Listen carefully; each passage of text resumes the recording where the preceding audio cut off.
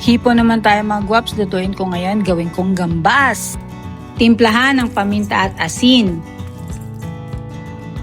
Tapos gisahin na sa sibuyas, bawang at butter. Then idagdag na yung hipon. Mabilisan lang dapat mga guwaps ang pag-i-stir fry nito. Sprinkle lang ng konting tubig para hindi dry.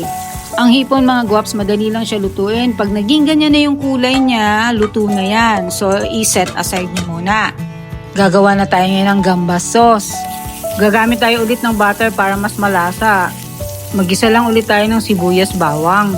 Tapos dagdag yung green na sili para may kick. Mas masarap. Tapos ketchup. Depende sa inyo mga guwaps kung gaano kadami. Dagdagan ng konting brown sugar para pampabalance ng lasa.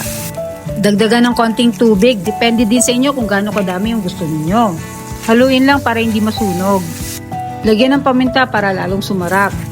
Idagdag nyo na yung hipon. Haluin nyo lang ng maayos yung sauce. And mga guwaps, pinigaan ko nga pala ito kanina ng isang kalamansi. Hindi ko na naipakita sa video. And pinaka-importante, kailangan tikman.